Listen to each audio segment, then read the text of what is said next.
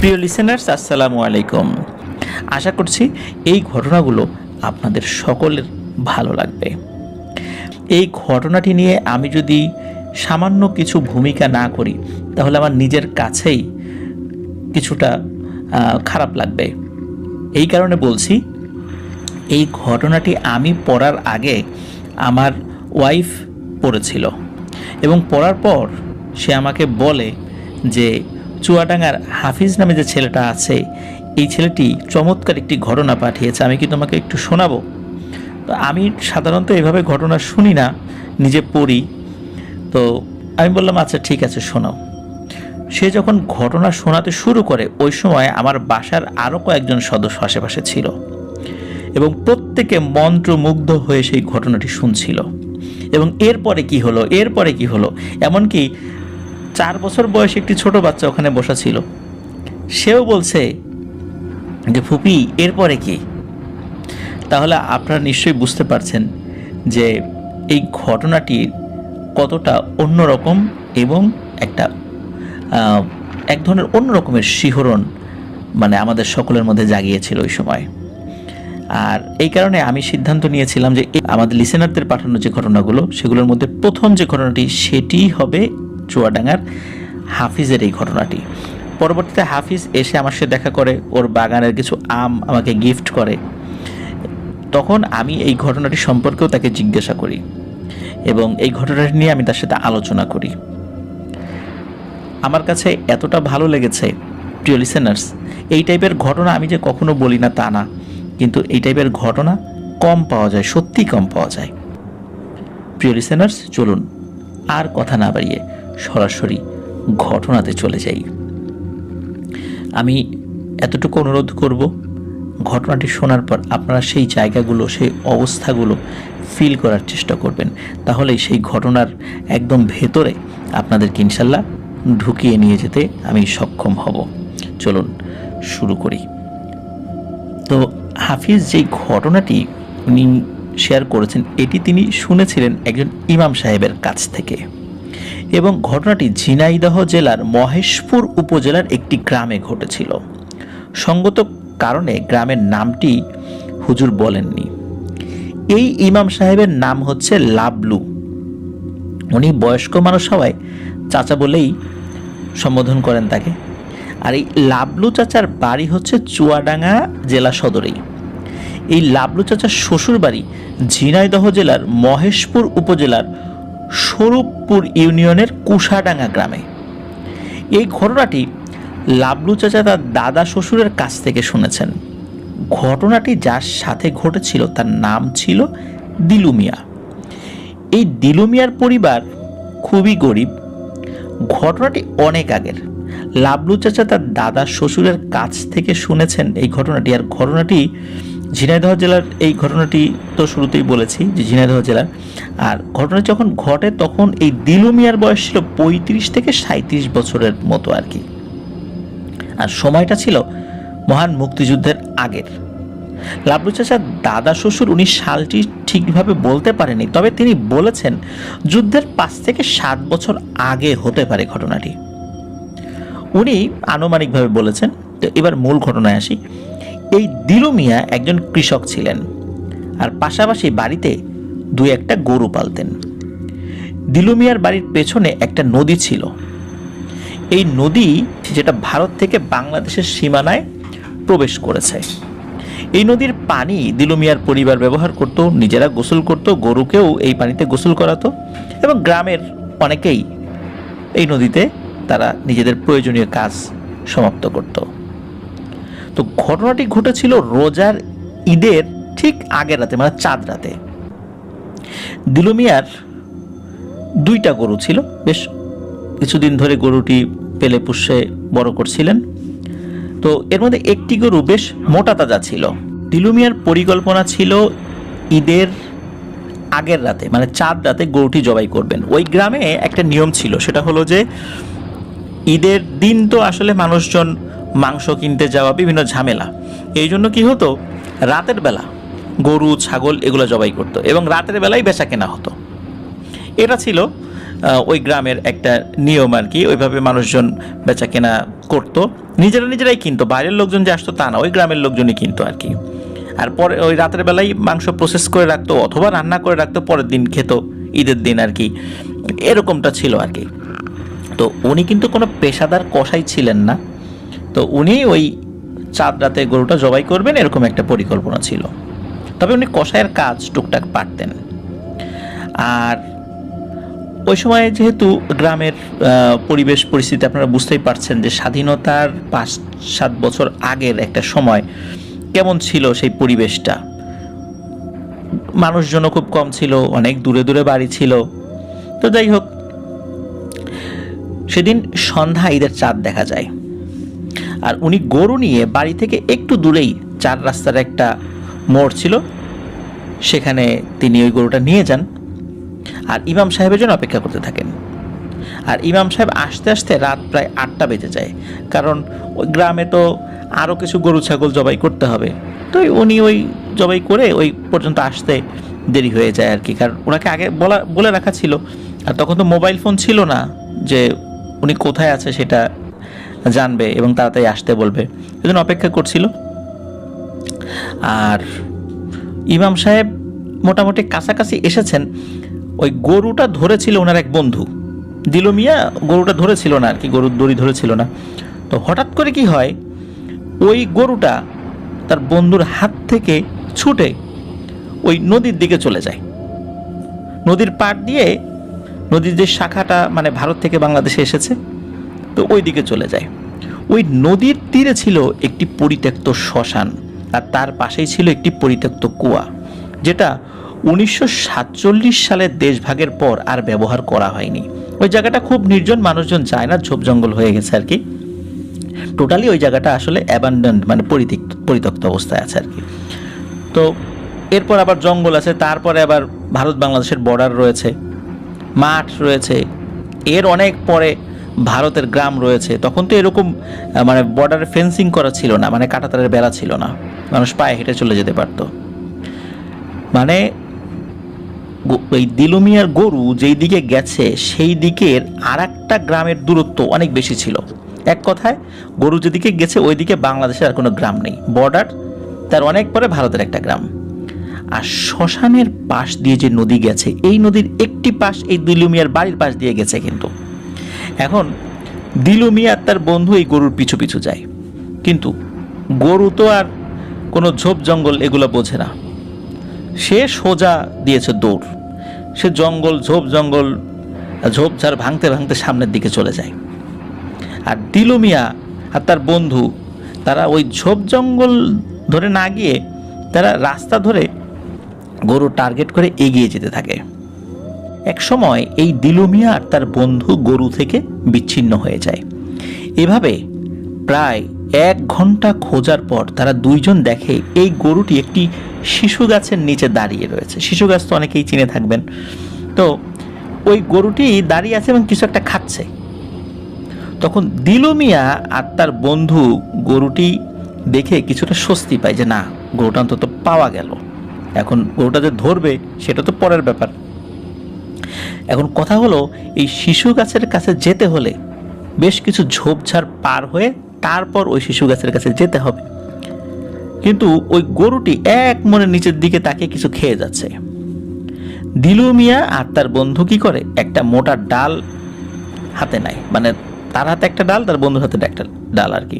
এই ডাল সামনে নিয়ে যে ঝোপঝাড় রয়েছে ওই ঝোপঝাড়ের দিকে আগাতে থাকে, ডালটা সামনে দিয়ে হালকা বাড়ি দিতে থাকে যাতে ওর ভিতরে কোনো সাপ পোকা থাকলে সেগুলো সরে যায়, তা পোকামাকড়গুলোকে সরিয়ে দেওয়া যায়।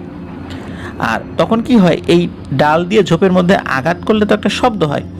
এই শব্দ হওয়ার পরেই এই গরুটা দিলু মিয়ার দিকে তাকিয়েছে। আর সেই সময় ঘটে এক অদ্ভুত ঘটনা। কথিত আছে গল্পের গরু গাছে ওঠে, এবং সত্যি এই ঘটনাটি ঘটে। ওই গরু অন্য কোনো দিকে না দৌড়ে সোজা ওই শিশু গাছের উপরে ওঠা শুরু করে, এবং উঠতে উঠতে গরু একবারে গাছের শেষ মাথায় একটা চিকন ডালে উঠে গরু দাঁড়িয়ে খুব জোরে আওয়াজ করতে থাকে। এই চিৎকারটি ছিল খুবই ভয়ঙ্কর। বর্ষাকালে অনেকগুলো ব্যাঙ যেভাবে শব্দ করে ঠিক সেইভাবে তো গরু কিন্তু স্বাভাবিকভাবে এরকম শব্দ করে না, আর গরুর তো খুর, সে গাছে উঠবে কিভাবে? কিন্তু সত্যি বানর যেভাবে গাছে ওঠে সেইভাবে গরু গাছে উঠে যায়। এই দৃশ্য দেখে দিলু মিয়া তার বন্ধু খুবই ভয় পেয়ে যায়। প্রথমত গরুর গাছে ওঠা, দ্বিতীয়ত গরু অদ্ভুত রকমের শব্দ করছে প্রচণ্ড জোরে। তখন দিলু মিয়ার বন্ধু দিলু মিয়াকে নিষেধ করে যে খবরদার দিলু, গরুর কাছে যাস না। দুজনই বুঝে নেয় এটা কোনো স্বাভাবিক ঘটনা ঘটছে না। তখন দিলু মিয়াকে তার বন্ধু বলে তাড়াতাড়ি বাড়ি চল এবং দ্রুত আমরা গিয়ে গ্রামের আরও কিছু মানুষজন নিয়ে এখানে আসি। তখন দিলু মিয়া তাদের সম্মতি দেয়। তখন তারা গ্রামে যায়, গিয়ে সবাইকে এই ঘটনা খুলে বলে। অনেকেই এই অদ্ভুত ঘটনার সাক্ষী হতে সাথে যেতে রাজি হয়, কেউ কেউ কৌতূহলবশত যায়। আর যেহেতু চাঁদ রাত ছিল, মানে পরের দিন ঈদ, সেহেতু অনেক রাত পর্যন্ত কিন্তু মানুষ বাইরে থাকে। আর ঈদ উপলক্ষে গরু ছাগল জবাই হয়েছে, সেইগুলো কেনা বেচা চলছে। এটা কিন্তু রোজার ঈদ, কিন্তু কুরবানি ঈদ না। তো তাই রাত বেশি হলো, রাস্তাঘাটে মানুষজন ছিল। তো ওই সময় 25 থেকে 30 জন লোক এই দিলু মিয়া তার বন্ধুর সাথে নিয়ে রওনা দেন। একসময় তারা চলে আসেন সেই শিশু গাছের কাছে, কিন্তু তারা এখন আর সেই গরুটিকে সেই শিশু গাছে দেখতে পায় না। কিন্তু তারা সবাই একটি আজব জিনিস দেখে। সেটা হলো এই শিশু গাছের নিচে অসংখ্য মাছের কাটা পড়ে রয়েছে। কিছু মাছের মাথা, লেজ ভাঙা ভাঙা অবস্থায় রয়েছে এবং সেই মাছগুলো দেখে প্রত্যেকের অভিমত ছিল এই মাছগুলো কিছুক্ষণ আগেই নদী বা পুকুর থেকে নিয়ে এসে মাত্রই খাওয়া হয়েছে। তখন সবাই মিলে গরু খুঁজতে শুরু করে। আশেপাশের ঝোপঝাড়, তারপরে এগুলো জায়গা কোনো কিছু বাকি রাখছিল, তন্ন তন্ন করে খুঁজছিল, কিন্তু কেউ গরুকে খুঁজে পায় না। তখন ওখানে যারা ছিল প্রত্যেকেই ধারণা করে ওই গরু কোনো অশুভ কিছুর খপ্পরে পড়েছে, তা না হলে গরু কেন গাছে উঠবে। তারপরও সবাই মিলে ভাগ হয়ে আশেপাশে অনেক খোঁজাখুঁজি করেও যখন গরু পায় না, তখন কিছু কিছু লোক বাড়ির উদ্দেশ্যে চলে আসে যে ধুর আর খুঁজে পাওয়া যাবে না। আর কিছু লোক থাকে, তারাও তাদের সাথে খুঁজতে থাকে। এভাবে রাত প্রায় 12টা পর্যন্ত সবাই মিলে গরু খুঁজে যখন গরু পায় না, তখন সবাই মিলে দিলু মিয়াকে বলে এই গরু এত রাত্রে আর খুঁজে পাওয়া যাবে না, সকালে আমরা আবার খুঁজে দেখব, চল বাড়ি যাই। তো এই কথা বলে অনেকেই বাড়ির দিকে যায়। আবার কিছু লোক আগেই চলে গিয়েছে, আর বাকি যারা ছিল তার প্রত্যেকেই তো চলে যেতে সম্মতি প্রকাশ করে। তখন দিলু মিয়া সবাইকে চলে যেতে বলে, এমনকি দিলু মিয়া এতক্ষণ সাথে থাকা তার বন্ধুকেও চলে যেতে বলে। কিন্তু সবাই দিলু মিয়াকে এই গভীর রাত্রে এই মাঠের মধ্যে একা রেখে আসবে না। তো সবার পীড়াপিড়িতে দিলু মিয়া বাড়ি ফিরতে রাজি হয়। সবাই মিলে মাঠ থেকে গ্রামে চলে আসে আর যে যার মতো বাড়িতে চলে যায়। দিলু মিয়ার বন্ধু বাড়িতে চলে যায়, কিন্তু দিলু মিয়ার মন তো আর মানে না। এত বড় একটা গরু এতদিন ধরে পেলে পুষে বড় করেছে, আর সে তো এমনিতেই গরিব মানুষ। এখন এই গরু রেখে সে কিভাবে যাবে? তার মন তো মানে না। আর যার যখন কিছু হারায় তখন তার মনে হয় আর একটু খুঁজলেই পাওয়া যাবে। তাই দিলু মিয়ারও মনে হচ্ছিল আর একটু খুঁজলেই হয়তো বা গরুটা পেতাম। সবাই যখন গ্রামে এসে যার যার বাড়ি চলে গিয়েছিল, তখন দিলু মিয়া বাড়িতে গিয়ে একটা বড় দা হাতে নেয় এবং আবার বাড়ি থেকে বের হয় গরু খোঁজার উদ্দেশ্যে। বাড়িতে তার বউ, তার বড় মেয়ে এবং একটি ছোট ছেলে রয়েছে। তার ছোট ভাই ছিল আর মা বাবা ছিল। তারা প্রত্যেকে নিষেধ করেন দিলু মিয়াকে গরু খুঁজতে যেতে, কিন্তু দিলু মিয়া বলে আমি বেশি দূরে না, রাস্তার আশেপাশে গরু খুঁজে চলে আসব। পরিবারের অমতে সে বাড়ি থেকে বের হয়। আর যেহেতু ঈদের দিন পরের দিনই চাঁদ রাত, পরদিন সবাই খুব ভোরে ঘুম থেকে উঠে পড়বে। এদিকে ভোরবেলা দিলু মিয়ার বউ তার শ্বশুর শাশুড়ি মানে দিলু মিয়ার মা বাবাকে বলে রাতে তার ছেলেকে দেখেছে কিনা। যেহেতু দিলু মিয়া অনেক সময় বাড়ির বারান্দায় ঘুমাতো, এই জন্য দিলু মিয়ার বউ জিজ্ঞেস করে, কিন্তু দিলু মিয়ার মা বাবা বলে তার ছেলেকে নাকি তারা রাতে দেখেনি। তখন দিলু মিয়ার বউ বলে সে রাতে ঘরে ফিরে আসেনি। তারা ভাবে ছেলে হয়তো রাতে এসে বারান্দায় শুয়েছিল, ভোরের আলো ফোটার সাথে সাথে হয়তো গরু খুঁজতে গেছে। আর এই দিলু মিয়ার মা বাবা দুজনই বয়স্ক মানুষ ছিলেন। সকাল হয়ে গেছে, সবাই ঈদের নামাজ পড়তে যাচ্ছে, আর এদিকে দিলু মিয়া আসে না। দিলু মিয়া ঈদের নামাজের সময় সব সময় সে তার মা বাবাকে দেখতো, মা বাবাকে সালাম করতো, পরে তার বাবার সাথে ঈদের নামাজ পড়তে ঈদগাহের দিকে যেত। এখন দিলু মিয়া বাড়িতে নাই, তার মার মন খারাপ, বাবার মন খারাপ, তার ওয়াই, বাচ্চা কাচ্চা সবাই চিন্তা করছে। তো এই চিন্তা আস্তে আস্তে বাড়তে থাকে। যাই হোক, ঈদের নামাজ সকলে পড়ে যে যার বাড়িতে যায়। তারপর দিলু মিয়ার আত্মীয় স্বজন যারা আছে তাদেরকে দিলু মিয়া রাতে বেরোনোর পর তার যে আর কোনো খোঁজ নেই, সে রাত্রে বাড়ি ফেরেনি, এই কথা সবাইকে বলে। আর তার যেই বন্ধু আগের রাত্রে দিলু মিয়ার সাথে খোঁজাখুঁজি করেছিল তাকেও বলে। তখন তার বন্ধু আরও কয়েকজনকে সাথে নিয়ে দিলু মিয়াকে খুঁজতে বের হয়। আবার ওইদিকে তার আত্মীয় স্বজন, প্রতিবেশী সবাই মিলেই খুঁজতে বের হয়। এখন আর গরু খোঁজার দিকে কারো মন নেই, এখন দিলু মিয়াকে খুঁজে পেতে হবে, এটাই আসল কথা। সবাই মিলে যে মাঠে গত রাত্রে গিয়েছিল, মানে যেখানে একটা শিশু গাছের কাছে দিলু মিয়ার গরুকে দেখা গিয়েছিল, সেখানে খুঁজতে দেয়, কিন্তু সেখানেও দিলু মিয়ার কোনো হদিস নাই। এভাবে সারাদিন খুঁজেও দিলু মিয়াকে কেউই পায় না। কেউ বলে অত রাত্রে একা একা তার বের হওয়া ঠিক হয়নি, কেউ বলে গত রাত্রে গরুটার আচরণ ছিল অস্বাভাবিক, দিলু মিয়ার সাথে কি অস্বাভাবিক কিছু ঘটেছে কিনা। আবার কেউ বলে হয়তো গরু খুঁজতে খুঁজতে সে অনেক দূরে চলে গেছে, ফিরে আসবে পরে। বিভিন্ন মানুষ বিভিন্ন ধরনের মন্তব্য করতে থাকে। আর দিলু মিয়ার বাড়িতে দিকে কান্নার রোল পড়ে যায়। পরদিন গ্রামের মানুষ সবাই মিলে সিদ্ধান্ত নেয় আজকে আরো বেশি মানুষ দলে দলে ভাগ হয়ে চারদিকে খুঁজতে থাকবে, কোথায় গেল দিলু মিয়া। ঈদের দিন দিলু মিয়া বাড়িতে ফেরেনি, তাহলে চিন্তা তো বাড়াই স্বাভাবিক। এজন্য ঈদের পরের দিন তাকে খোঁজার জন্য 8 থেকে 10 জন মানুষ দলে দলে ভাগ হয়ে দিলু মিয়ার খোঁজ করতে শুরু করে। এর মধ্যে একটি দল সেই শ্মশান ঘাটের কাছে যায়, সেই শ্মশান ঘাটের কথা আমরা শুরু থেকে বলেছিলাম, এবং সেখানে গিয়ে তারা দিলু মিয়ার গরুকে খুঁজে পায়। গরুটা ছিন্ন ভিন্ন অবস্থায় ছিল, গরুর মাথা পা সব আলাদা, এবং দিলু মিয়ার সাথে নিয়ে যাওয়া যে দাটা নিয়ে সে বের হয়েছিল সেই দা পড়ে থাকতে দেখে, এবং অনেকগুলো কুকুরের মতো প্রাণীর পায়ের ছাপ, আর হাতির পায়ের থেকেও, মানে পায়ের ছাপের থেকেও বিশাল কোনো একটা ছাপ, মনে হচ্ছে হাতির পা যত বড় এর থেকেও বড় কোনো পা যদি থাকে সেই পায়ের ছাপ সেখানে দেখতে পায়। কিন্তু দিলু মিয়ার কোনো হদিস পাওয়া যায় না, শুধু তার সেই দাটি পড়ে থাকতে দেখে সবাই। আশেপাশে তন্ন তন্ন করে খোঁজা হয়, কিন্তু দিলু মিয়াকে আর কোথাও পাওয়া যায় না। তখন সবাই বুঝতে পারে দিলু মিয়ার সাথে খারাপ কিছু ঘটেছে, আর তারা বাড়িতে ফেরত আসে সেই দাটা নিয়ে, এবং সবাইকে বলে যে গরুর ছিন্ন ভিন্ন দেহের কথা, আর সাথে থাকা যে দা পেয়েছে, আর তারা যা যা দেখেছে সবকিছু পরিবারের সদস্যদেরকে খুলে বলে। এভাবে আরও 3-4 দিন সবাই মিলে আশেপাশে দিলু মিয়াকে খুঁজতে থাকে, কিন্তু দিলু মিয়াকে আর কোথাও পাওয়া যায় না। সবাই ধরে নেয় দিলু মিয়ার সাথে সত্যি খারাপ কিছু হয়েছে, এবং দিলু মিয়া আর বেঁচে নেই। পরিবারের শোকের ছায়া নেমে আসে।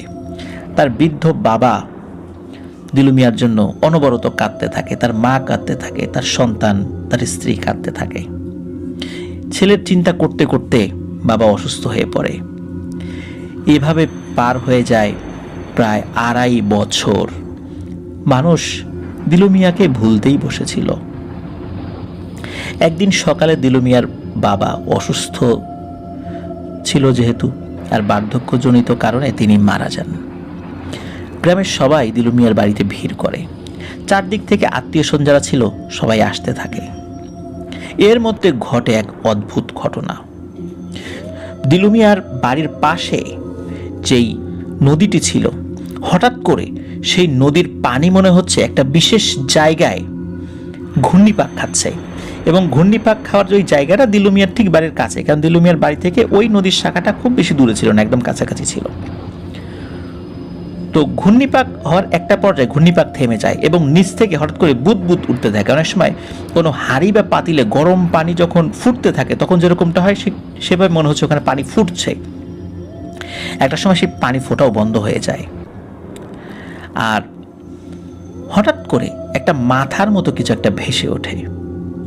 এই দৃশ্য কিন্তু ওই নদীর ধারে থাকা কয়েকজন লোক দেখছিল কৌতূহল হয়ে, যে হঠাৎ করে এখানে পানির পাক কেন খাচ্ছে, আবার এরকমটা কেন হচ্ছে। এবং একটা মাথার মতো একটা ভেসে ওঠে এবং ওই জিনিসটা আস্তে আস্তে মানুষের অবয়ব ধারণ করে এবং সাঁতরে তীরে আসতে থাকে। সাঁতরে যখন তীরে আসে তখন দেখে যে মাথার চুল বড় বড়, দাড়ি গোঁফ বড় বড় একটা লোক। তো তাকে দেখে শুরুর দিকে কেউ চিনতে পারেনি, কিন্তু কয়েক মিনিট পর চিনতে পারে, আরে এ তো দিলু, এখান থেকে কিভাবে আসলো। আর এই যে লাবলু সাহেব, যিনি ইমাম সাহেব, এই লাবলু চাচার দাদা শ্বশুর ওখানে ছিলেন। তার দাদা শ্বশুরের ভাষ্য মতে তার শরীরে সেই সময় যে পোশাকটা ছিল হারিয়ে যাওয়ার সময়, মানে সে ঘর থেকে যেটা পরে বের হয়েছিল ওইটাই সে পরেছিল।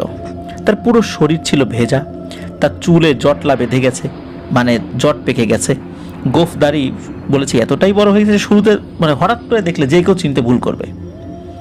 তো দিলু মিয়া তার বাড়িতে ঢোকে। বাড়িতে ঢোকার সাথে সাথে স্বাভাবিকভাবেই তার পরিবার কান্নায় ভেঙে পড়ে, কিন্তু দিলু মিয়া একেবারেই নির্বিকার। সে বাড়িতে ঢুকে বাড়ির উঠোনে একটি কুলবরই গাছ ছিল, সেই গাছের গোড়ায় হেলান দিয়ে বসে পড়ে। পরিবারের সদস্য, গ্রামের লোকজন বিভিন্ন ধরনের প্রশ্ন দিলু মিয়াকে করতে থাকে। শুধু একটি প্রশ্নে বেশি বেশি করে করতে থাকে, এতদিন দিলু মিয়া কোথায় ছিল, কোথা থেকে এলো। কিন্তু দিলু মিয়া কোনো প্রশ্নের উত্তর দিতে পারে না, শুধু ফ্যাল চোখে তাকিয়ে থাকে এবং দিলু মিয়ার চোখ থেকে অঝোর ধারায় পানি পড়ছে।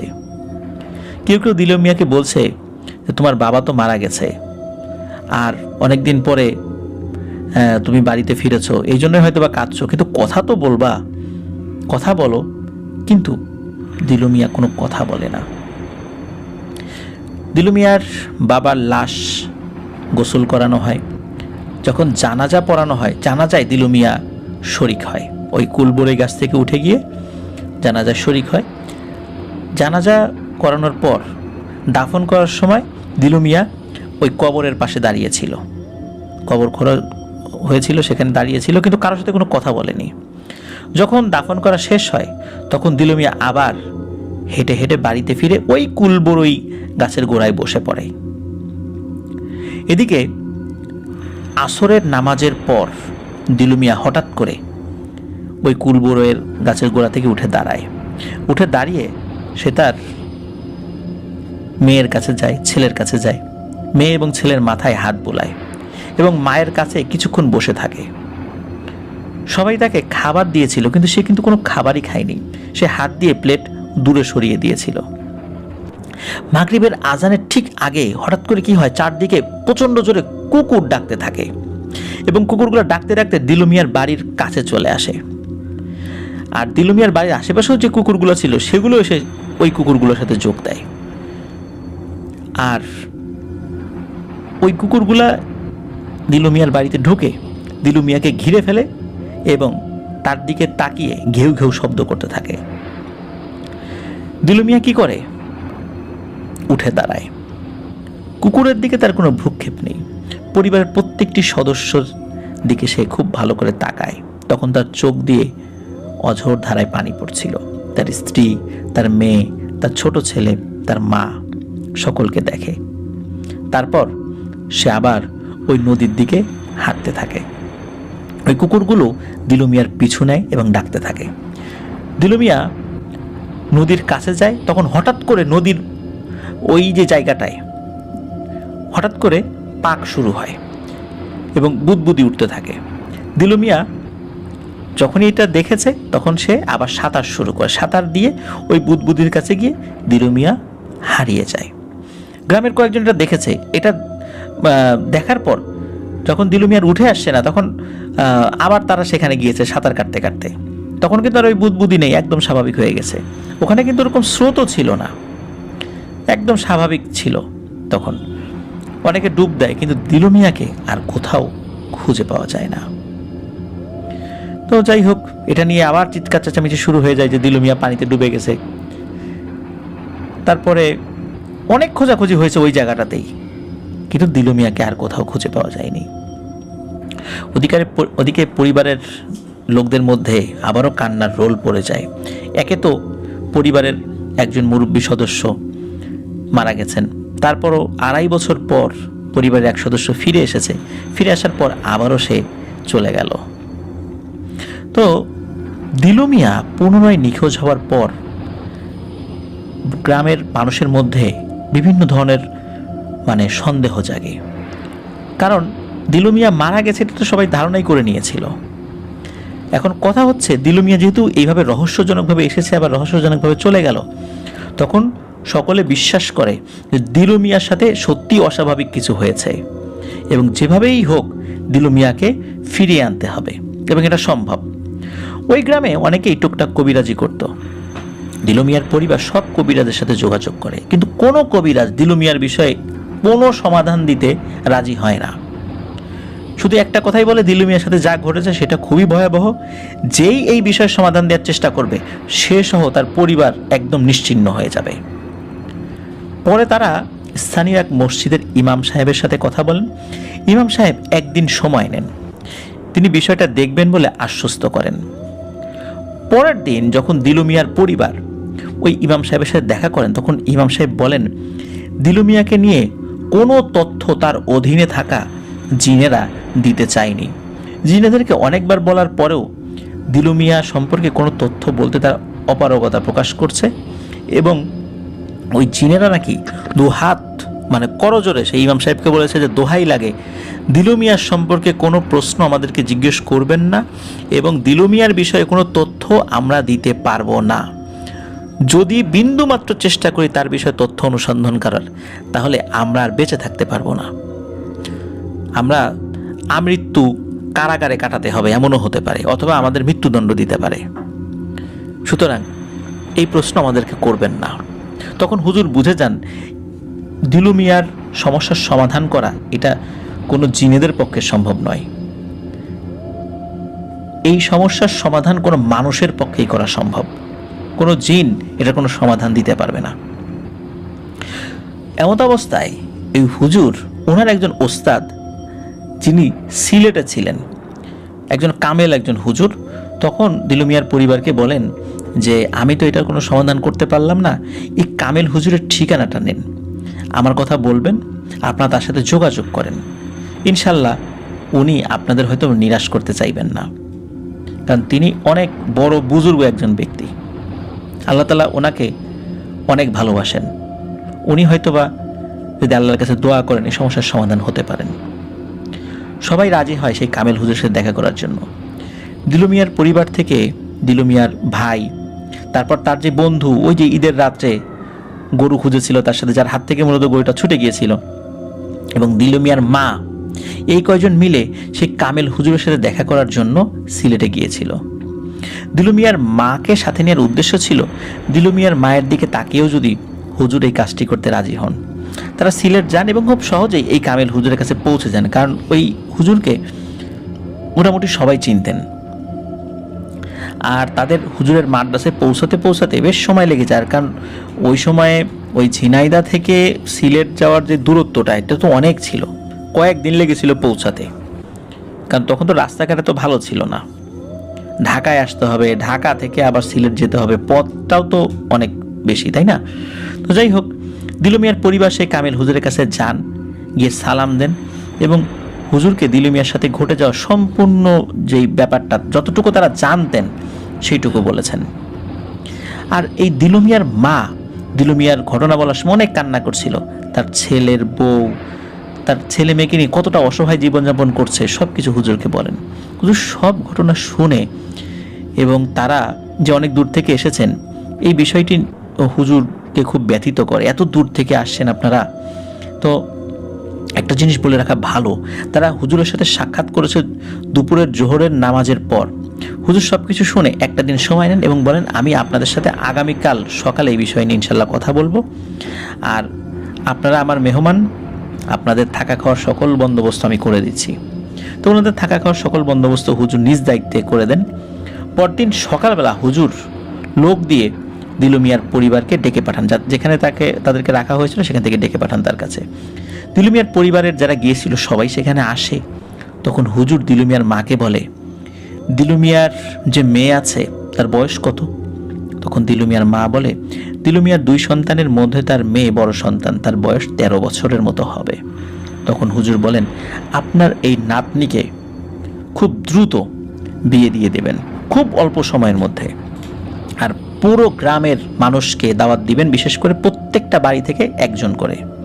আর যত দ্রুত সম্ভব এটা দিতে হবে, সম্ভব হলে এই সপ্তাহের পরের সপ্তাহে যে শুক্রবার আসে শুক্রবারটা বিয়ের দিন নির্ধারণ করেন, এবং এই সময়ের মধ্যেই আপনাদেরকে কোনো পাত্র খুঁজে বের করতে হবে। ওই সময় তো অল্প বয়সে মেয়েদের বিয়ে হয়ে যেত, 13 বছর বয়স কিন্তু ওই সময়ের প্রেক্ষাপটে সেটা কিন্তু ঠিক বয়স ছিল। তো যাই হোক, তো যদি এটা করেন হুজুর বলে তাহলে আপনার ছেলের জন্য ভালো হবে। এই কামিল হুজুর দিলু মিয়ার পরিবারের যারা হুজুরের সাথে দেখা করতে গিয়েছিলেন তাদের সাথে বসে 15 দিন পর যে শুক্রবার আসবে সেই শুক্রবারের মধ্যেই মেয়ের বিয়ের সব কিছু ঠিকঠাক করার কথা বলেন, এবং ওই শুক্রবার বিয়ের দিন ধার্য করতে বলেন। বলে রাখা ভালো, সেই সময়ে আমি তো আবারও বলছি যে খুব দ্রুত বিয়ে হয়ে যেত। তো যাই হোক, কিছু সময় পর এই হুজুর দিলু মিয়ার ভাই আর তার বন্ধুকে একটু বাইরে যেতে বলেন। তিনি দিলু মিয়ার মায়ের সাথে একটু একা কথা বলতে চান। তখন তারা দুজন বাইরে যান। তখন হুজুর একটা দোয়া পড়েন।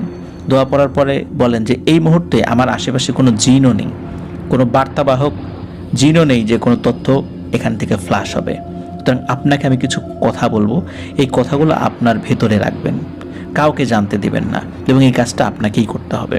তখন হুজুর দিলু মিয়ার মাকে একটা ছোট কাচের বোতলের মধ্যে পানি দেন, এবং তিনি বলে দেন, এই মেয়ের বিয়ের দিন, মানে দিলু মিয়ার মেয়ের বিয়ের দিন তোমার ছেলে আবার আসবে, এবং মেয়ের বিয়ে হওয়া পর্যন্ত ছেলে থাকবে।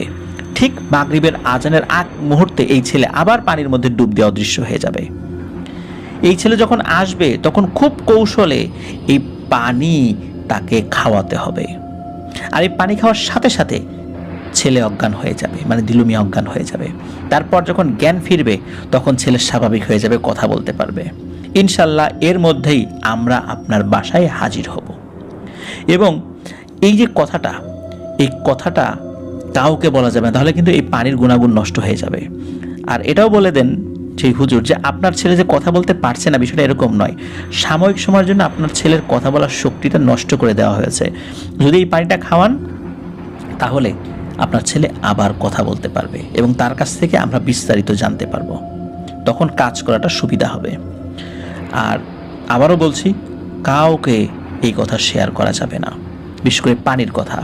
আর পরবর্তীতে ওই হুজুর দিলু মিয়ার ভাই এবং বন্ধুকে ডেকে বলে, আপনাদের সাথে ওই মেয়ের বিয়ে সম্পর্কিত যে বিষয়গুলো বলেছি কাউকে এলাকায় গিয়ে এর মূল বিষয়ে বলবেন না। তো যাই হোক, তারা আবার রওনা দেন। কয়েকদিন সময় লাগে তাদের বাড়িতে আসতে। সবাই যখন জিজ্ঞেস করে দিলু মিয়ার বিষয়ে হুজুর কি বলেছে, যারা হুজুরের সাথে দেখা করতে গিয়েছেন সবাই একই কথা বলতে থাকে যে হুজুরের সাথে দেখা হয়নি, হুজুর ভারতে গেছে, হুজুরের পরিচিত যারা আছেন তারা 1 মাস পরে যেতে বলেছেন। এর বাইরে তারা আর কিছু বলে না গ্রামের মানুষকে। এদিকে হাতে সময় কম, ওই মেয়েকে বিয়ে দেওয়ার জন্য ছেলে খোঁজা শুরু করে। এক পর্যায়ে ওই গ্রামের একটা ছেলের সাথে বিয়ে ঠিক হয়। বিয়ের দিন ধার্য করা হয় সেই শুক্রবারে, এই শুক্রবার হুজুর বলে দিয়েছেন। শুরু হয় গ্রামে প্রতি পরিবার থেকে একজন করে দাওয়াত দেওয়ার কাজ। দেখতে দেখতে শুক্রবার চলে আসে, বাড়িতে বিশাল আয়োজন চলছে। ঠিক দুপুরবেলা নদীতে তখন অনেকেই গোসল করছে জুম্মার আগে, ওই সময় নদীর মাঝখানে ঘূর্ণিপাক শুরু হয়। আর এই ঘূর্ণিপাকের ভেতর থেকে আবার হঠাৎ করে কিছু একটা ভেসে ওঠে এবং সাঁতার কাটতে কাটতে তীরে চলে আসে। তখন সবাই দেখে, আরে এটা কেউ না, এই কয়েকদিন আগে, সপ্তাহখানেক আগে যে দিলু মিয়া আবার যে হারিয়ে গিয়েছিল সে দিলু মিয়া আবার ফেরত এসেছে। আর দিলু মিয়ার ওই দৃশ্য দেখে সবাই ভয় পেয়ে দ্রুত নদী থেকে উঠে পড়ে। তার দিকে হইচই শুরু হয়ে যায় যে দিলু মিয়া আসছে, দিলু মিয়া আসছে। আর যেহেতু দিলু মিয়ার বাড়ি তো নদীর পাশেই ছিল, দিলু মিয়া দ্রুতই তার বাড়িতে পৌঁছে যায়। গ্রামের মধ্যে খবর উঠে যায় দিলু মিয়া আবার ফেরত এসেছে। দিলু মিয়া কি করে, সোজা বাড়িতে গিয়ে সেই কুল গাছের নিচে হেলান দিয়ে বসে পড়ে। সেই একই পোশাক, একই রকমের চুলদাড়ি। প্রথমবার দিলু মিয়া যখন এসেছিল তখন কিন্তু সবাই কৌতূহলবশত দেখতে এসেছিল, কিন্তু এইবার দিলু মিয়ার কাছেও কেউ যাচ্ছে না ভয়ে। সবাই ভয়ে দূরে সরে যাচ্ছে। দিলু মিয়ার মা, ভাই, বউ, ছেলে মেয়ে সবাই দেখা করতে আসে। তারা অনেক কথা জিজ্ঞেস করে, কিন্তু দিলু মিয়া কোনো কথারই উত্তর দিতে পারে না। ঠিক আগের মতোই নির্বিকারভাবে তাকিয়ে আছে এবং চোখ দিয়ে অঝোর ধারায় পানি পড়ছে। এর মধ্যে মেয়ের বিয়ে হয়ে যায়, বরযাত্রী বউ নিয়ে চলে যায়।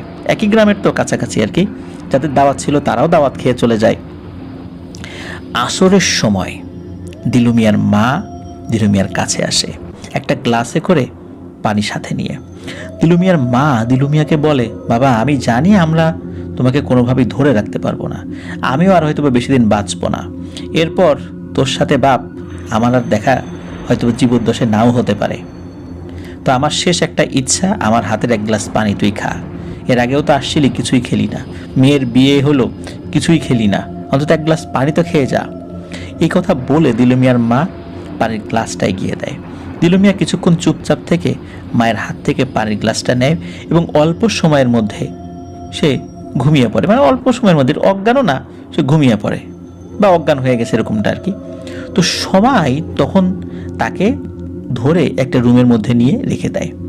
এর কিছু সময় পরেই সে কামেল হুজুর চলে আসেন, আর সাথে আসেন 13 জন যুবক, যারা প্রত্যেকেই কোরআনে হাফেজ ছিলেন। তখন হুজুর দিলু মিয়া যে রুমের ভেতরে আছে সেই রুমের ভিতরে একা যান এবং ভেতর থেকে দরজা বন্ধ করে দেন। কিছু সময় পর হুজুর বের হন এবং বলেন যে দিলু মিয়াকে ঘরের বাইরে উঠোনে নিয়ে আসেন সবাই ধরাধরি করে। যাই হোক, দিলু মিয়াকে উঠোনে নিয়ে আসে সবাই। তখন হুজুর দিলু মিয়ার চারদিকে 4 কোণার একটা বৃত্ত আঁকে, মানে একটা বৃত্ত, সেই বৃত্তর আবার মানে একটা বর্গাকৃতির একটা চিহ্নের ভিতরে বৃত্ত, মানে সেটার আবার 4টা কোণা আছে। তো প্রতিটি বৃত্তে মানে প্রতিটি পাশে 4 কোণার 4 পাশে একজন করে কোরআনে হাফেজকে দাঁড় করিয়ে দেওয়া হয়। তো 4 জন তো 4 কোণায় দাঁড়িয়ে আছে, বাকি 9 জন কোরআনে হাফেজকে দিলু মিয়ার বাড়ির যেই পাশে নদী রয়েছে সেই নদীর বরাবর 9 জন হাফেজকে দাঁড় করিয়ে রাখা হয়, কিন্তু হাফেজের মুখ ছিল দিলু মিয়ার বাড়ি বরাবর আর তাদের পেছন সাইড ছিল নদী বরাবর। আর সেই কামেল হুজুর, সেইখানকার স্থানীয় এক হুজুর যিনি ছিলেন, যিনি খবর দিয়েছেন, তাকেও ডেকে আনা হয়। সেই কামেল হুজুর ছিলেন দিলু মিয়ার মাথার কাছে দাঁড়িয়ে, আর স্থানীয় যে ইমাম সাহেব তিনি ছিলেন এই দিলু মিয়ার পায়ের কাছে দাঁড়িয়ে। এরপর কি হয়, ঠিক মাগরিবের আজান দেবে এর 5 মিনিট আগে নদীতে ঘূর্ণিপাক শুরু হয়ে যায়। নদীর পানি 8 থেকে 10 ফুট নাকি উপরে উঠে যায়, মনে হচ্ছে জলোচ্ছ্বাস শুরু হয়ে গেছে। এর কিছুক্ষণ পর বিশাল ঝড় শুরু হয়, কিন্তু সবগুলো কিন্তু হচ্ছে দিলু মিয়ার বাড়ি কেন্দ্রিক, অন্য কোথাও না। ওই ঝড় বা বাতাস অন্য কোথাও নাই। এরপর নদী থেকে অনেক জোরে শব্দ হতে থাকে, অনেকটা ব্যাঙ ডাকলে যেমন শব্দ হয় ঠিক সেই রকম শব্দ। এর মধ্যেই মসজিদ থেকে মাগরিবের আজান শুরু হয়ে যায়, আর আজান শুরু হওয়ার সাথে সাথে সবকিছু একদম নিস্তব্ধ হয়ে যায়, যেন একটু আগে কিছুই ঘটেনি। তখন হুজুর বলে, আলহামদুলিল্লাহ, আপাতত কোনো সমস্যা নেই, তবে আমাদের কাজ কিন্তু এখন অনেক বাকি রয়ে গেছে। আমরা মাগরিবের নামাজ পড়ে আপনাদের বাড়িতে আসব। দিলু মিয়ার মাকে বলেন, আপনার ছেলেকে আপনি গোসল করিয়ে রুমে নিয়ে যান। এই বলে হুজুর সহ তার টিম মসজিদে চলে আসেন। তারা মাগরিবের নামাজ পড়ে দিলু মিয়ার বাড়িতে যান। দিলু মিয়ার বাড়ির লোকজন তাদের রাতের আপ্যায়ন করেন। খাওয়া দাওয়া শেষে সবাই আবার মসজিদে ফেরত যান, সেখানে রাত্রি যাপন করেন এবং হুজুর বলে যান দিলু মিয়ার যখন জ্ঞান ফিরবে সাথে সাথে যেন তাকে ডাকা হয়। আর দিলু মিয়ার বাড়ি থেকে মসজিদ কাছেই ছিল, 2-3 মিনিটের পায়ে হাঁটা পথ আর কি। তো হুজুর চলে যান 13 জন হাফেজ সহকারে। পরদিন ভোরবেলা দিলু মিয়ার ভাই এসে বলে দিলু মিয়ার জ্ঞান ফিরেছে। তখন হুজুর স্থানীয় ইমাম সাহেব তার 13 জন হাফেজকে নিয়ে দিলু মিয়ার বাড়িতে যান। গিয়ে দেখেন দিলু মিয়াকে ঘিরে সবাই বসে রয়েছে। তখন হুজুর সবাইকে রুম থেকে দূরে সরে যেতে বলেন। শুধু স্থানীয় ইমাম আর সেই কামেল হুজুর এবং 13 জন কোরআনে হাফেজকে ভেতরে রেখে রুম বন্ধ করে দেন এবং সবাইকে আশেপাশে আসতে নিষেধ করে দেন, মানে বাইরের লোকদেরকে। কামেল হুজুর দিলু মিয়াকে জিজ্ঞেস করে, দিলু, সেই রাতে তোমার সাথে কি হয়েছিল বলো তো? তুমি এতদিন কোথায় ছিলে? তখন দিলু মিয়া কথা বলতে শুরু করেন, তার সাথে ঘটে যাওয়া সেই ঘটনা বলতে থাকেন। প্রিয় লিসেনার্স, তার সাথে আসলে কি ঘটেছিল এখন আপনারা জানতে পারবেন। লাবলু চাচার দাদা শ্বশুরের ভাষ্যমতে, যিনি পরবর্তীতে শুনেছিলেন, উনিও ওই ঘরের বাইরে দাঁড়িয়েছিলেন। ওই হুজুর তো তাদেরকে বাইরে যেতে বলেছিলেন, পরবর্তীতে আর কি শুনেছেন আর কি। তো দিলু মিয়া হুজুরদেরকে বলেন তার একটি ভুলের কারণে আজ তার এই পরিস্থিতি। সেদিন রাতে সেই গরু খুঁজতে খুঁজতে সে শ্মশান ঘাটের কাছে চলে আসে। সে দেখে তার গরু শ্মশান ঘাটের পাশে দাঁড়িয়ে রয়েছে, সেখানে একটি কুয়া রয়েছে, কুয়া থেকে কাছাকাছি আর কি। আর 5-6টি কুকুর গরুর গলায় কামড় দিয়ে ধরে আছে। দিলু মিয়া এটা দেখে এতটা রাগান্বিত হয় যে দৌড়ে গিয়ে একটা কুকুরের পায়ে তার হাতে থাকা দা দিয়ে সজোরে কোপ বসিয়ে দেয়। আর যখনই একটা কুকুরের পায়ে কোপ দিয়েছে, সাথে সাথে কুকুরগুলো ভয়ঙ্কর আওয়াজ করতে থাকে এবং শ্মশান ঘাটের পাশে একটি কুয়া ছিল, সেই কুয়ার মধ্যে লাফিয়ে পড়তে থাকে। এই কুকুরগুলোর আওয়াজ ছিল অনেকটা ব্যাং ডাকলে যেরকম আওয়াজ হয় ঠিক তেমন। এবং যেই কুকুরের পায়ে আঘাত করেছে সেই কুকুরটা কিন্তু কুয়ার মধ্যে লাফ দেয়নি, সে মুহূর্তের মধ্যে বিশাল এক দানবের রূপ ধারণ করে, যার চোখ ছিল একটা, পুরো শরীর ছিল লোমে ভর্তি এবং এই দানবের পা থেকে রক্ত বের হচ্ছে। এই দানব তার লোমশ হাত দিয়ে দিলু মিয়ার দিকে মানে তার হাতটা এগিয়ে দেয়। তো দিলু মিয়াকে ধরতে চাইছে, এইটা দেখে দিলু মিয়ার সাথে সাথে একটা চিৎকার দিয়ে অজ্ঞান হয়ে পড়ে যায়। দিলু মিয়ার ভাষ্য মতে যখন তার জ্ঞান ফেরে তখন সে দেখে তার চারপাশে মানুষের আকৃতিরই, চেহারাও মানুষের মতো অনেকগুলো এরকম মানুষ দাঁড়িয়ে আছে, কিন্তু এই মানুষগুলো স্বাভাবিক মানুষের থেকে অনেক লম্বা, এক একজন প্রায় 12-14 ফিট হবে, এতটা লম্বা।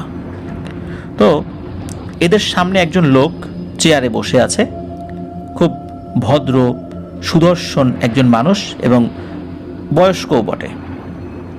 তো একজন বলে ওঠে, সর্দার, এই মানুষটি একটি লোহার দা দিয়ে আমাদের স্বজাতির এক ভাইয়ের পায়ে আঘাত করেছে এবং সেই ভাই এখন আহত অবস্থায় এক পাহাড়ে চিকিৎসা নিচ্ছে।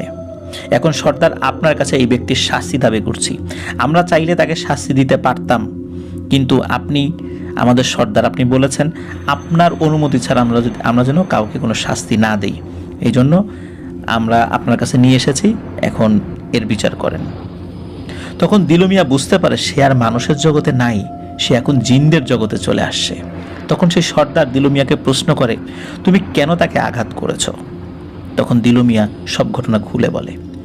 জিনের সর্দার সব শুনে আর এক জিনকে জিজ্ঞেস করে, আচ্ছা এই মানুষটি যা বলছে এটা কি সত্যি? তখন সেই জিন বলে, হ্যাঁ, সে যা বলেছে তার 100% সত্যি। ঈদের রাত হওয়ার কারণে আমরা 6 জন মিলে ঘুরতে বের হই। এক পর্যায়ে গ্রামের পাশেই একটা গরু দেখতে পাই। আমরা 6 জন গরুর মধ্যে প্রবেশ করি এবং গরুকে নিয়ে আনন্দ করতে থাকি। গরু রূপেই আমরা নদীর মাছ খেতে থাকি, এই গাছ ওই গাছ ঘুরে বেড়াতে থাকি। যেহেতু চাঁদ রাত, আমাদের মনেও আনন্দ ছিল পরের দিন ঈদ। যখন বুঝি ফজরের আজান দিতে বেশি দেরি নেই, তখন আমরা গরুর ভেতর থেকে বের হয়ে আসি এবং কুকুরের রূপ নিয়ে আমরা সবাই মিলে গরুর রক্ত খেতে থাকি। কে বেশি করে গরুর গলা থেকে রক্ত খাবে এটা নিয়ে আমরা প্রতিযোগিতা করতে থাকি। মূলত গরুর মালিক যেহেতু গরুকে আর খুঁজে পাইনি, সে চলে গিয়েছিল, আমরা ধারণা করেছিলাম যে সে আর আসবে না, এই কারণেই আমরা এই কাজটি করেছি। এবং আমরা রক্ত খেতে এতটাই মগ্ন ছিলাম, এই লোক কখন যে এসেছে কেউ বুঝতেই পারিনি। আর সে এসেই আচমকা কোনো ধরনের কোনো শব্দ না করে, সে যদি শব্দও করতো তাহলে আমরা হয়তো বা এখান থেকে সরে যাওয়ার সুযোগ পেতাম, সে কোনো ধরনের কোনো শব্দ না করে আমাদের এক ভাইকে আঘাত করে বসে। সব শুনে জিনের সর্দার বলে যে, তোমরা কেন এই গরুটার দিকে নজর দিয়েছো সেটা আগে বলো। তখন ওই জিনেরা কোনো উত্তর দিতে পারে না। ওখানে 5 জন জিন ছিল, মানে আরও জিন ছিল, কিন্তু যারা নালিশ করতেছিল 5 জনের ভিতরে একজন তো আহত অবস্থায় পাহাড়ে চিকিৎসা নিচ্ছে। তখন বলে যে, তোমাদের কাজ কি এটা? তোমরা একটা গরিব মানুষের গরু সেটা সরিয়ে নিয়ে গেছো, তারপর সেই গরুটা নিয়ে খেলা করেছো। এমনি খেলা করতা, নিষেধ নাই, কিন্তু গরিব মানুষের গরুটা নিয়ে কেন এই কাজটা করলা? তোমরা এই গরুটা মেরে খেয়েছো, এই জন্য তোমাদের শাস্তি পেতে হবে। আর আমাদের স্বজাতির একজনকে সে গুরুতর আঘাত করেছে, এই জন্য দিলু মিয়াকেও শাস্তি পেতে হবে। জিনের সর্দার যখন বলেছে ওই 5 জন জিনকে যে তোমাদেরকেও মানে শাস্তি পেতে হবে, ওই 5 জন জিন মানে এমন কান্নাকাটি শুরু করেছে এবং থরো থরো কম্প শুরু হয়ে তার শরীর কাঁপতেছে তাদের ভয়ে, যে না জানি সর্দার কি শাস্তি দেয়। মানে ওরা বলছে সর্দার আমাদের অন্যায় হয়ে গেছে, আমাদেরকে ক্ষমা করেন। সর্দার বলে না, আমি যদি তোমাদেরকে ক্ষমা করি তাহলে আবারও তোমরা এই কাজটা করবা, তোমাদের ক্ষমা নাই আর এরও ক্ষমা নাই। যেহেতু সে না বুঝে করে ফেলছে, এই জন্য ওর শাস্তি যেরকম হবে তোমাদের শাস্তিও একই রকম হবে। আমি তোমাদেরকেও 10 বছরের সাজা দিলাম, এদেরকেও 10 বছরের সাজা দিলাম। এই দিলু মিয়া 10 বছর আমাদের জেল হাজতে থাকবে, যেহেতু সে নিজের ইচ্ছাই করেনি, এই জন্য শাস্তি কম দিলাম।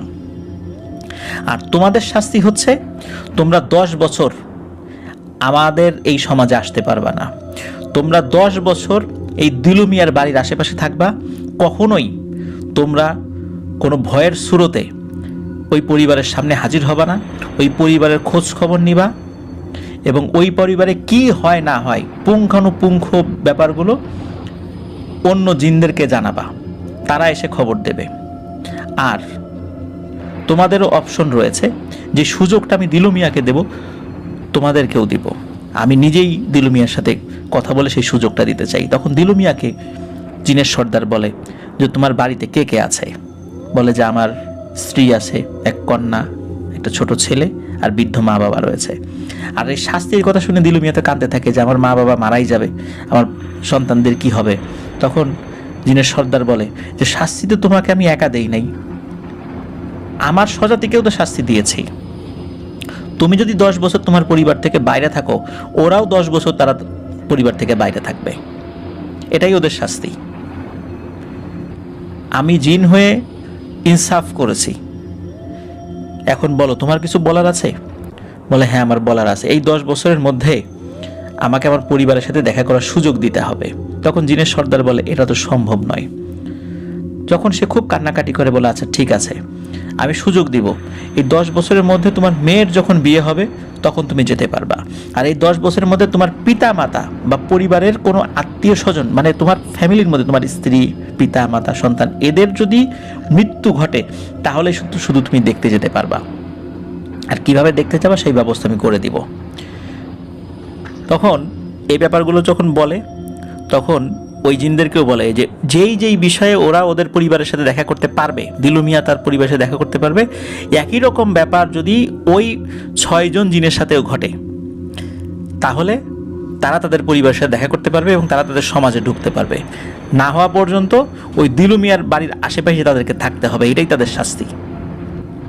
ওই জিনেরাও কান্নাকাটি শুরু করে যে সর্দার এরকম শাস্তি আমাদেরকে দিয়েন না, আমাদের অন্যায় হয়েছে। তখন বলে যেহেতু আমার কাছে বিচার চলে আসছে, এটা আমাকে করতেই হবে। তো জিনের সর্দার এই শাস্তিটা দিলু মিয়াকে দেন। দিলু মিয়াকে কয়েকজন লোক এসে ধরে নিয়ে যায়, একটা রুমের মধ্যে নিয়ে যায়। শুরুতে ওই রুমটা অন্ধকার, পরবর্তীতে আলোকিত হয়। ওই রুমের পাশে আর একজনকে নাকি দিলু মিয়া দেখেছে, আর একজন মানুষকে। তো দিলু মিয়া তাকে বাংলাদেশি, মানে তার যে ভাষা, তাকে জিজ্ঞেস করে আপনার বাড়ি কোথায়, কোথা থেকে আসছেন? সে লোকটা তো আসলে ভাষা বোঝে না, সে শুধু বলছে ইন্দোনেশিয়া ইন্দোনেশিয়া। তার মানে হচ্ছে আর একটা লোককে জিনেরা ধরে নিয়েছে বা ধরে এনেছে ওই কারাগারে, তার বাড়ি ছিল ইন্দোনেশিয়াতে। তার সাথে কি ঘটনা ঘটেছে বা তার পরিবারের সাথে কি ঘটনা ঘটেছে এইটা আর কখনোই জানা যায়নি। তো যাই হোক, যে ঘটনা যেটা ঘটে সেটা হলো যে দিলু মিয়া তো এই বিষয়গুলো ডিটেলস মানে তাকে বলে। এখন কথা হলো যে তার বাবা যখন মারা যায় তখন দিলু মিয়ার কাছে এসে একজন মানুষ খবর দেয়, মানে মানুষ বলতে মানুষের সুরতে খবর দেয় তোমার বাবা মারা গেছে, সর্দারের নির্দেশ তুমি প্রস্তুত হও, তোমাকে যেতে হবে। আর মনে রেখো তোমার সময় কিন্তু মাগরিবের আগ পর্যন্ত, এর মধ্যে ঠিক যেভাবে তুমি যাবা সেভাবেই চলে আসবা। তারপরে একটা গ্লাসে কিছু একটা রস আর কি, এটা খেতে দেয়া হয়। এটা খাওয়ার সাথে সাথে দিলু মিয়ার কথা বলতে পারে না। তখন দিলু মিয়াকে নিয়ে একটা বিশাল আকৃতির প্রায় 15-20 ফুট লম্বা একটি গজার মাছের পিঠে বসিয়ে দেওয়া হয়। গজার মাছের পিঠে বসার সাথে সাথে মনে হচ্ছে গজার মাছের পিঠের সাথে তার হাত পা বডি লেগে গেছে। এরপর গজার মাছ চলতে শুরু করে। মাত্র অল্প 1 মিনিট এর মধ্যেই হঠাৎ করে দিলু মিয়া বলে যে তখন আমি হঠাৎ করে মনে হলো যে আমি নদীর উপরে ভেসে উঠেছি। তারপর আমি সাঁতরে চলে আসি এবং এসে আমি আমার বাবার লাশ দেখি এবং ওদের সাথে প্রতিশ্রুত সময়ে আমাকে চলে যেতে হবে বলে আমি আবার চলে যাই। আর আমি এমন জায়গায় ছিলাম যেখানে ঠিক পৃথিবীর মতোই সূর্য ওঠে, সূর্য অস্তমিত হয়, 3 বেলা আমাকে খাবার দিত, আজানের শব্দ আমি শুনতাম। কিন্তু কোথায় ছিলাম এটা আমি জানি না, তবে আমি জিনেদের জগতে ছিলাম এটা আমি জানি। তো যাই হোক, তখন হুজুর বলে যে তোমার মেয়ের বিয়ের সময় তুমি তো আসতে পারবা, এই জন্য আমি বলেছিলাম যে কত দ্রুত তোমাকে আবার বাড়ির দিকে নিয়ে আসা যায়। তখন হুজুর বলেন যে ওই হুজুরের অনুগত খুব পরহেজগার একটি জিন রয়েছে, সে ছিল চাভুস বা মুখবির বা সংবাদ সংগ্রাহক জিন। সংবাদ সংগ্রহে তার দক্ষতা অন্য জিনদের থেকে অনেক বেশি। যখন হুজুর এই সম্পর্কে জানার জন্য সেই জিনকে দায়িত্ব দেয়, তখন সেই জিন প্রথমে ঘুরে এসে বলে যে হুজুর এই বিষয়ে আমি কোনো তথ্য সংগ্রহ করতে পারিনি, কারণ এটা এমন একটা জায়গায় যেই জায়গায় জিনেদের প্রবেশের অনুমতি নেই, শুধু নির্দিষ্ট কিছু জিনেরাই বা অনুমোদিত কিছু জিনেরাই সেখানে প্রবেশ করতে পারে। তখন হুজুর ভালো করে রিকোয়েস্ট করেন যে তোমাকে তো আমি খুব ভালোবাসি, বিশ্বাস করি, তুমি আরেকটু চেষ্টা করে দেখো কিভাবে সমস্যাটার সমাধান করা যায়। তখন ওই জিনটি কিছুক্ষণ চুপ করে থেকে বলে আচ্ছা ঠিক আছে, আমি যাই, আবার দেখি আমি কোনো তথ্য সংগ্রহ করতে পারি কি না। অনেকক্ষণ পরে এসে ওই জিন হুজুরের কাছে বলে যে আমার এক বন্ধু ওই জায়গার আশেপাশে থাকে, তার কাছে আমি দিলু মিয়া সম্পর্কে জিজ্ঞাসা করি। তখন সে বলে যে দিলু মিয়াকে 10 বছরের শাস্তি দেওয়া হয়েছে, সে শুধু হাতে গোনা কয়েকবার বাড়িতে যেতে পারবে, তার পরিবারের এই ঘটনা যদি ঘটে তাহলে শুধু যেতে পারবে, তার মেয়ের বিয়ে এবং পরিবারের কোনো সদস্যের মৃত্যু হলে সে যেতে পারবে। এবং অন্য যে জিনেরা, যে 6 জন জিন, একজন তা আহত ছিল, পরে তাকেও ধরে নিয়ে তার বাড়ির কাছে রেখে আসা হয়েছে। এই 6 জন জিনের শাস্তি হচ্ছে এই 10 বছর দিলু মিয়ার শাস্তি শেষ হবে, এই 6 জন জিনের শাস্তিও শেষ হবে। তো এই তথ্যটা শুধু জেনে আসে, কিন্তু এতটুকু তথ্যের বাইরে কোনো জিনের ক্ষমতা নাই এই বিষয়ে উপকার করা, শুধু এতটুকুই তথ্যই আনতে পেরেছিল। কিন্তু কোথায় রাখা হয়েছে, কোন জেলখানায় রাখা হয়েছে, এই বিষয়েও ওই জিনটি কোনো তথ্য দিতে পারেনি। তো তার বন্ধু জিনের কাছ থেকে এই তথ্য নিয়ে এসে হুজুরকে জানায়। তখন হুজুর এই কারণেই বলেছিল যে মেয়ের বিয়ের দিন তো তাহলে দিলু মিয়া আসবে, আর দিলু মিয়া আসলেই তাকে খুব কৌশলে আটকে ফেলতে হবে এবং তারপরে এই সমস্যার সমাধান করতে হবে। তো যাই হোক, এভাবে প্রাথমিক একটা সমস্যার সমাধান হয়, কিন্তু ফাইনাল সমস্যার সমাধান কিন্তু হয়নি, কারণ দিলু মিয়ার শাস্তি কিন্তু শেষ হয়নি।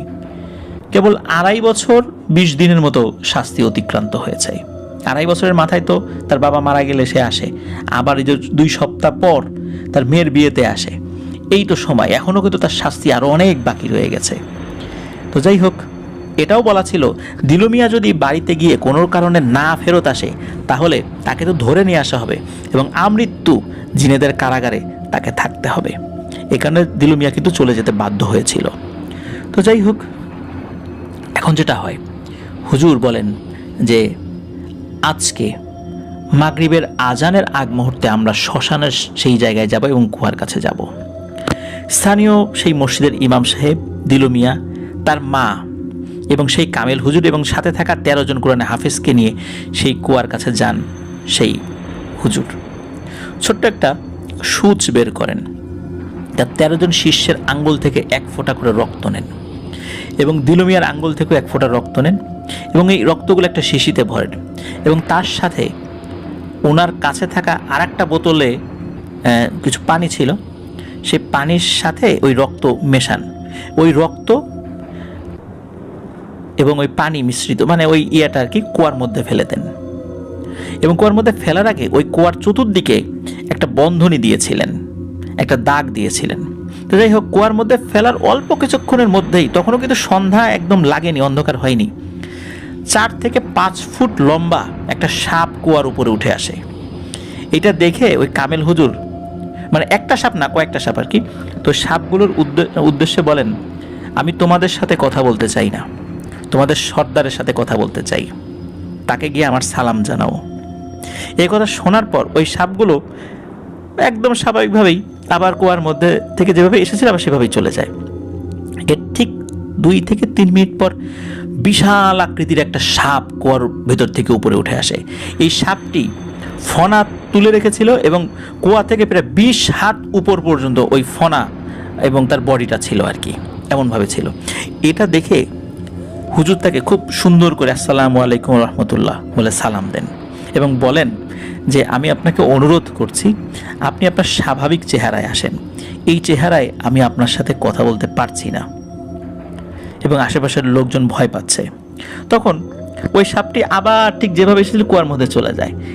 এর অল্প সময়ের মধ্যেই কুয়ার ভিতর থেকে একজন বৃদ্ধ, খুব সুন্দর চেহারা একজন বৃদ্ধ সে উঠে আসে এবং তখন ওই বৃদ্ধ সালামের উত্তর নেন যে ওয়ালাইকুম আসসালাম রহমতুল্লাহ। তখন কামেল হুজুর ওই জিনের সর্দারকে বলেন, আপনি কেন অন্যায়ভাবে এই ছেলেটিকে শাস্তি দিয়েছেন? আপনি এই ছেলেটার এই শাস্তি থেকে মুক্তি দেন, আপনি সেটা পারবেন।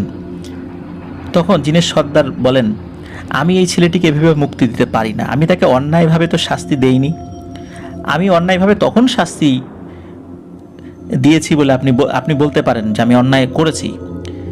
যদি আমি শুধু তাকে শাস্তি দিতাম, আমি তো আমার স্বজাতির 6 জনকেও শাস্তি দিয়েছি যারা দিলু মিয়ার সাথে অন্যায় করেছে। তো আপনি কিভাবে আমাকে বললেন যে আমি অন্যায় করেছি দিলু মিয়ার সাথে? তখন কামেল হুজুর বললেন যে আমি মানছি আপনি আপনার জায়গা থেকে ন্যায় বিচার করেছেন, কিন্তু এটাও তো বুঝতে হবে যে এই ছেলেটি তো জানতো না, ও তো মানুষ, ও কি জিনদের এইসব বিষয় জানে? কুকুর রূপে যারা যারা গরুকে আক্রমণ করেছে তারা তো জিন ছিল, ওরা তো সে জানতো না। আর দেখেন ওর চিন্তায় তার বাবা মারা গেছে, তার মাকে দেখেন এখানে এসেছে, ও তো বৃদ্ধা একজন মানুষ। তখন বৃদ্ধার মা এবং দিলু মিয়া দুজনেই কান্নাকাটি করতে থাকে। একটা পর্যায়ে জিনের সর্দার কামেল হুজুরের দিকে তাকিয়ে থাকেন, অনেকক্ষণ চুপ করে থাকেন এবং তিনি দেখতে পান যে ওই সময় ওই যে 6টা জিন, সেই জিনও সেখানে এসেছে। এরাও কান্নাকাটি করছে, কারণ ওরাও তো পরিবারের কাছে যেতে পারছে না, ওরাও কান্নাকাটি করছে। এখন স্বজাতি 6 জনের কান্না, মানুষের কান্না, এগুলো দেখে জিন বলে আচ্ছা ঠিক আছে, আমি দিলু মিয়াকেও শাস্তি থেকে নিষ্কৃতি দিয়ে দিলাম এবং আমার যেই স্বজাতির 6 জন ওদেরকেও শাস্তি থেকে মওকুফ করে দিলাম, ওরা ওদের পরিবারের কাছে যেতে পারবে। এবং জিনের সর্দার এটাও বলেন যে দেখেন আপনি ইনসাফের কথা যখন বললেন, একটা কথা বলি, আমি যদি দিলু মিয়া এই যে দা দিয়ে কোপ দিয়েছে, আমি যদি এই বিচারটা না করতাম তাহলে কি হতো জানেন? তাহলে আমার স্বজাতির মধ্যে থাকা কিছু দুষ্টু প্রকৃতির জিনেরা এই ঘটনার প্রতিশোধ নিতে গিয়ে দিলু মিয়ার পরিবারকে শেষ করে দিত। তো 10 বছর শাস্তির পর দিলু মিয়া এমনিতে পরিবারের কাছে আসতো, স্বাভাবিকভাবে জীবনযাপন করত, ওর পরিবারও ধ্বংস হতো না, দিলু মিয়াও বেঁচে থাকতো। তো এই কারণেই আমি মূলত শাস্তিটি দিয়েছিলাম এবং একই সাথে ওই 6 জন জিনকে শাস্তি দিয়েছিলাম ভবিষ্যতে এই কাজটি যেন তারা না করে, কারণ তারা পিশাচ শ্রেণীর কোনো জিন না, তারা এভাবে কোনো মানুষের সম্পদ নষ্ট করতে পারে না, এটা তাদের কাজ না। এই কারণেই আমি এই শাস্তিটা তাদেরকে দিয়েছি, যাতে করে ওরাও পরবর্তীতে নিজেদেরকে সংশোধন করে এবং ওদেরকে দেখে আমার সম্প্রদায়ের যারা যারা আছে, আমার রাজ্যের যে জিনেরা আছে তারাও যেন সতর্ক হয়। তখন হুজুর জিনের এই ইনসাফের বিচারে ওই জিন সর্দারকে উপর খুশি হন, জিনের সর্দারের জন্য দোয়া করেন এবং জিনের সর্দারও সকলের জন্য দোয়া করেন এবং বলেন যে আপনি এই কুয়ার চারদিক থেকে যে বন্ধনী দিয়ে রেখেছেন এই বন্ধনীটা তুলে নেন, কারণ আমার সম্প্রদায়ের লোকেরা ওর এটার মধ্যে ঢুকতে পারছে না। তখন হুজুর সেই 13 জন হাফেজকে নির্দেশনা দেন যে দ্রুত এই কুয়ার চারদিক থেকে এই বন্ধনীটা মুছে দাও। তখন তারা ওই বন্ধনীটা মুছে দেয়। তখন উভয়ই সালাম বিনিময় করে ওই জায়গা থেকে বিদায় নেন এবং ওই হুজুর, ওই 6 জন জিন তারাও ওই কুয়ার মধ্যে চলে যায়। এভাবে দিলু মিয়ার এই সমস্যার সমাধান হয়। প্রিয় লিসেনার্স, এই সমস্যার সমাধানের পর সেই কামেল হুজুর তিনি সিলেট চলে যান, তার মাদ্রাসায় চলে যান। বহু আগের ঘটনা। তো শোনা যায় যে ওই হুজুর পরবর্তীতে ওই বয়সের কারণে চোখে কম দেখতেন, অনেকে তাকে অন্ধ হুজুর বলে মানে চিনতেন আর কি। পরবর্তী সময়ে সেই হুজুরও মারা গেছেন আমি শুনেছি। তো যাই হোক, মুক্তিযুদ্ধের সময় যেহেতু বর্ডার খুব কাছাকাছি ছিল, দিলু মিয়া তিনি সপরিবারে ভারত চলে গিয়েছিলেন, কারণ আরেকটা ভারত যাওয়ার পিছনে আরেকটা কারণ ছিল, অনেকেই তার কাছে অহেতুক প্রশ্ন করতে আসতো, তিনি স্বাভাবিক জীবনযাপন করতে পারছিলেন না, যেখানে যেত তাকে এইসব বিষয় নিয়ে শুধু প্রশ্ন করতো। তো উনি খুব বিরক্ত হতেন, যার কারণে মুক্তিযুদ্ধের সময় তিনি ইন্ডিয়াতে চলে গিয়েছেন। তারপরে তার সম্পর্কে আর কিছু জানা যায়নি। তো লাবলু চাচা, মানে যিনি যে ইমাম সাহেব লাবলু চাচা, যার কাছ থেকে ঘটনা পাওয়া গেছে, সেই লাবলু চাচার দাদা শ্বশুর হচ্ছে দিলু মিয়াদের স্থানীয় এলাকারই একজন। তো তিনি নিজেই ঘটনাটি প্রত্যক্ষ করেছেন। উনিও ইমাম সাহেব ছিলেন, অন্য একটা মসজিদের ইমাম সাহেব ছিলেন আর কি। তো প্রিয় লিসেনার্স, এটা ছিল ঘটনা। আসলে এই ঘটনার সত্য মিথ্যা যাচাই করা এখন অনেক কঠিন। পৃথিবীতে এমন অনেক ব্যাপার হয় যেগুলো আসলে সত্য মিথ্যা এখন আমাদের পক্ষে যাচাই করা সম্ভব নয়, কিন্তু অনেক রহস্যময় ব্যাপার যেগুলো সত্য। প্রিয় লিসেনার্স, দীর্ঘ একটি ঘটনা আপনাদের সামনে উপস্থাপন করলাম। তো আশা করছি এই ঘটনাটি আপনাদের ভালো লেগেছে।